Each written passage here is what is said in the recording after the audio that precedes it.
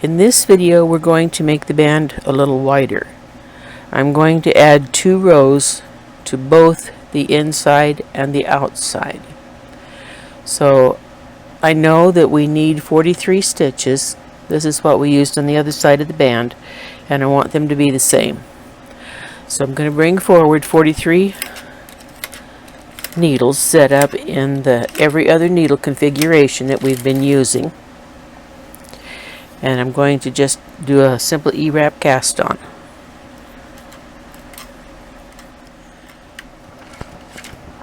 Going to knit 2 rows. My carry just set on 4. I'm going to knit 2 rows.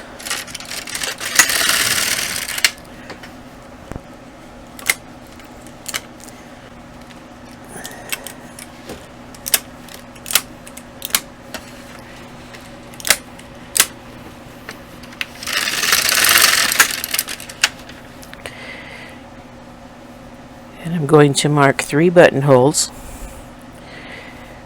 I'm using the same short lengths of contrast yarn. Actually, this is number 5 pearl cotton, and this is what we used in the previous buttonhole.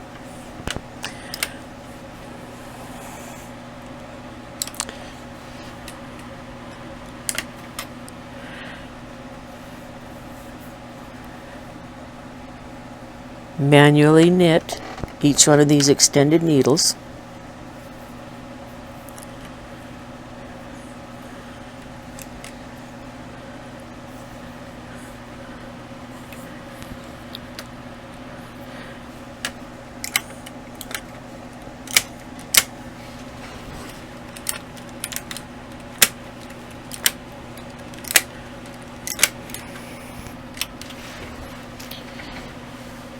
And this time I'm going to knit 4 rows.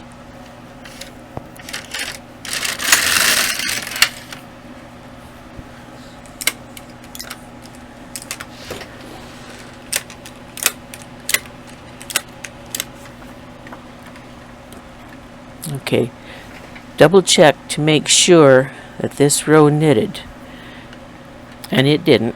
So before I go any farther, I need to go back and correct these stitches that did not knit. These are the ones that have the contrast yarn in them, and they do tend to float. Everything else seems to be okay. It's just these needles with the contrast yarn.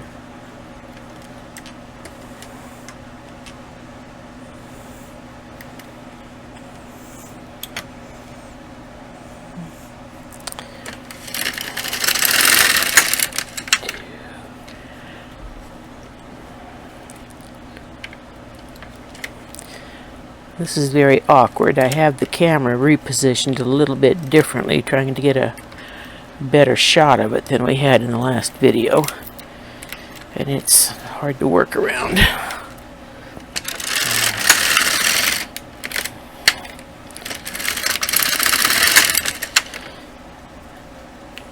Okay, again, double check to make sure that it's all knitted correctly.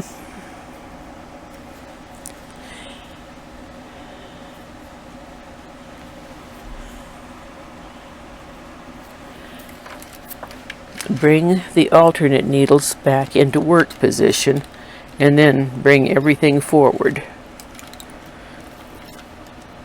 And actually you can just bring it into work position and then scoot it on forward at the same time. We're just trying to get all of those empty needles into work.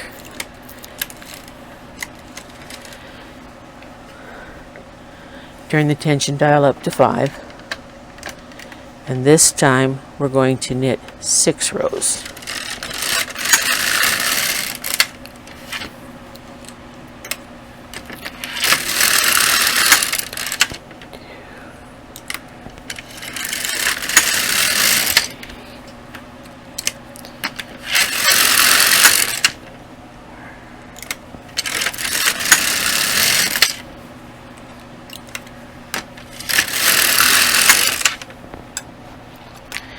Now it's time to complete the buttonholes. This is the same method that we used before. I'm going to bring the buttonhole needle, which is the one directly above the one that's marked in contrast yarn, out just enough so that I can see where it is. I'll pick up the loop that has the green yarn coming through it on the top side, pick up the left one, and hang it on the stitch just to the left of the marked needle. Pull it forward so that the original stitch goes behind the latch, and then knit that bar through. Transfer it onto the buttonhole stitch. Now go back to the right side and pick up the bar that's coming out to the right side of the top of this buttonhole. Put it onto the same needle. I'm using my thumbnail to help scoot these two stitches back behind the latch. Both of the original stitches are now behind the latch, and the bar is in the hook. Knit it through. Transfer it one needle to the right. And there are now two empty needles.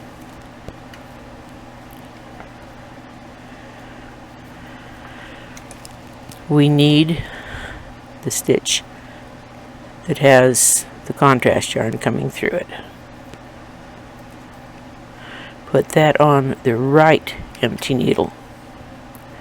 And then this is the bar at the bottom on the left side. Insert your transfer tool from the top under that bar, go down and around and twist up a loop. Put that on the left empty needle. Going to repeat that over here. Bring forward the buttonhole needle, which is the one directly above the marked stitch. Bring that forward just enough that you can see it. Take the bar from the stitch beside the marked stitch. Hang it on the stitch next to the buttonhole needle and knit it through. Transfer it to the right. Now pick up the bar on the left side,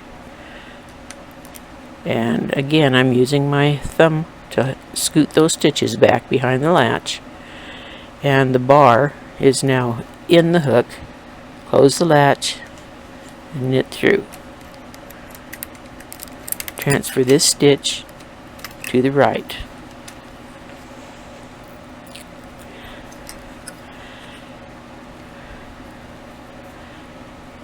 I was just loosening up this stitch a little bit. If you pull on the contrast color, sometimes that'll give you a little more room. Pick up that stitch, put it on the right empty needle, come down from the top, pick up the bar on the left, twist up a loop, and put it on the left empty needle.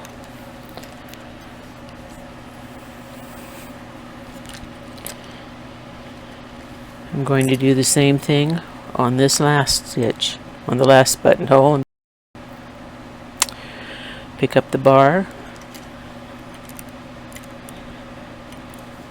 and manually knit the stitch through. Transfer it onto the buttonhole needle.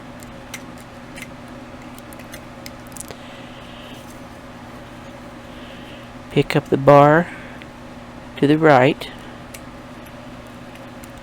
And again, make sure those two original stitches go behind the latch. And I went a little too far because my bar also went back. So I need to catch it, put it back in the hook, and then manually knit it through. Transfer one stitch to the right. Again, I'm going to loosen up this buttonhole stitch just a little bit. Pick it up and put it on the right empty needle.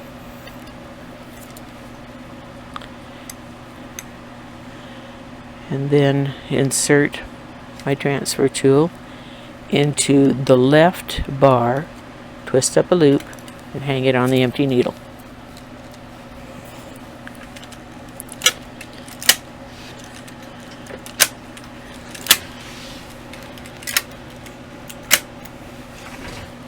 Now I'm going to knit just one row.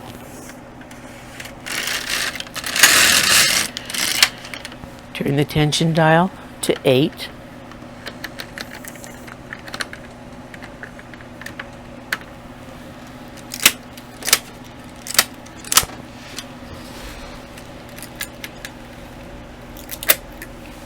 Knit one row. And now it's time to take it off on waste yarn. So I'm going to unthread the carriage, and again I'm going to measure 4 times across generously, because we found on the last video that it took most of 4 lengths of yarn. And I'm going to allow a little bit just for safety. It's easier to cut off a few inches than it is to have to go back and add some when you're binding off.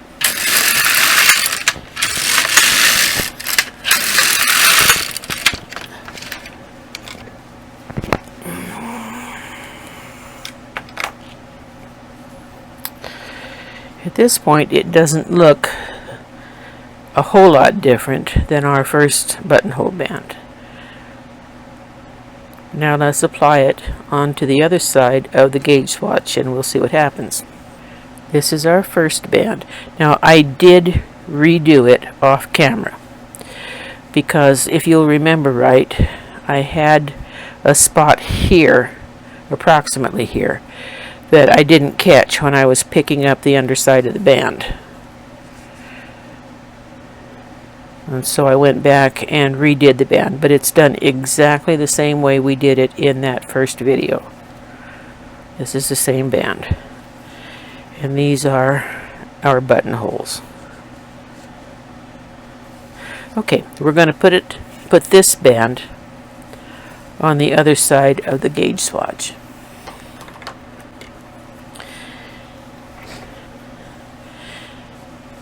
And I'm going to do it the same way that I did in the previous video. I'm not going to count anything. Most of the time the patterns will say pick up 3 stitches per every 4 rows, or possibly 2 stitches per every 3 rows, or possibly a mixture of the two. It's a little difficult to give you a precise number of stitches to pick up for a band, because just changing the yarn can vary. You don't have to do anything other than just buy a different skein of yarn sometimes, even the same brand. So I always recommend that you practice your buttonhole band on your gauge swatch. That way you'll know what to expect out of it. And it's a whole lot easier to work on these small pieces than it is to keep changing bands on your garment because it wasn't quite right. Okay, now I didn't talk about this much. In fact, I didn't talk about this at all in that previous video. But what I'm trying to do is just make sure that I get the inside of the band pulled out so that I can grab it as well.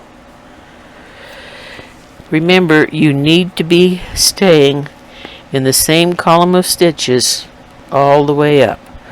So I'm going to be picking up stitches in this groove and following it all the way along. Now I am picking up 3 stitches per every 4 rows at the beginning and end of this, just so I can get a good anchor. And I'm doing this on both sides. In other words, I've picked up about 1 inch worth of stitches over here, and I'm going to do the same thing here, picking up 3 stitches per every 4 rows. What that means is I'm going to pick up 3 stitches. Can you see that? 1, 2, 3, and then I'm going to skip the 4th one and then pick up another 3,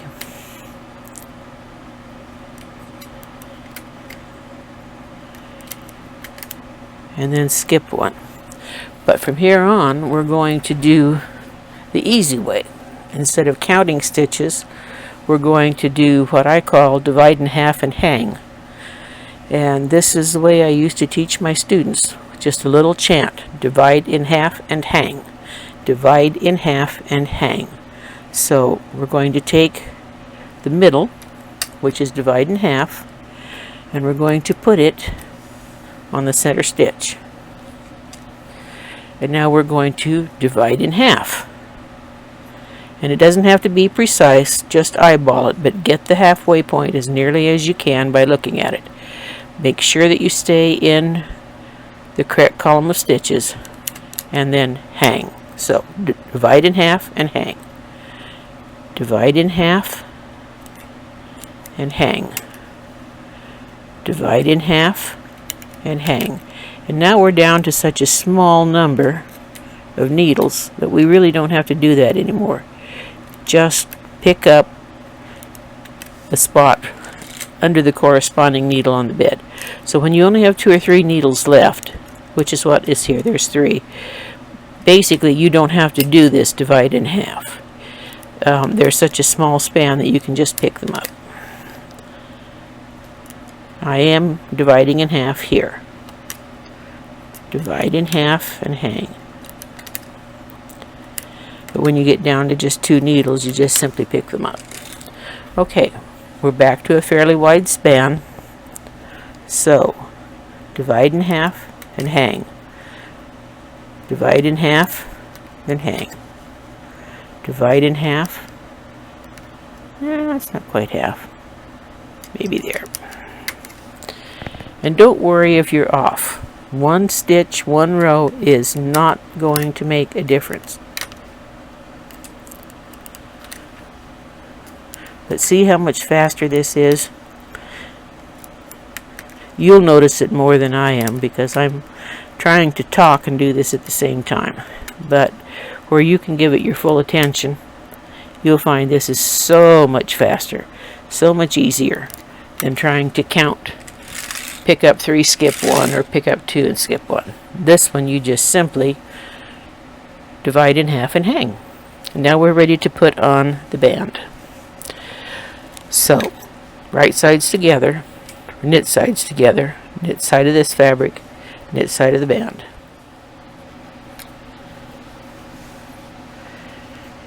And this is what we have.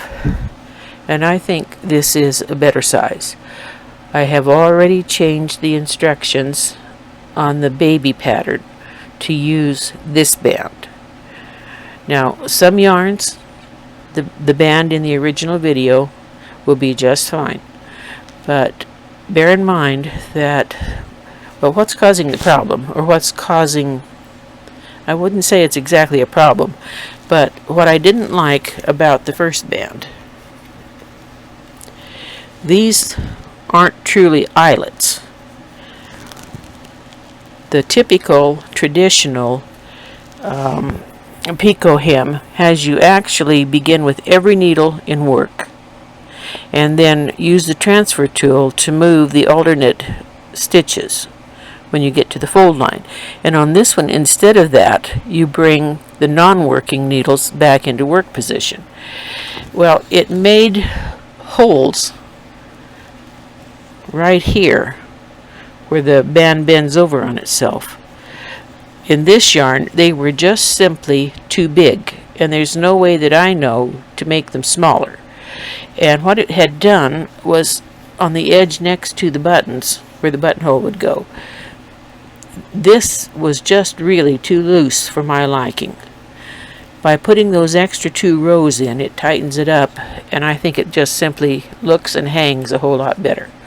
So you can experiment with it both ways. What we've done now is move 4 more rows above the buttonhole. I still kept the 2 rows down here at the bottom, but now there are more rows above the buttonhole, both front and back. And I think that helps. Well, this concludes the tutorials on the buttonhole band, and I hope you find it helpful.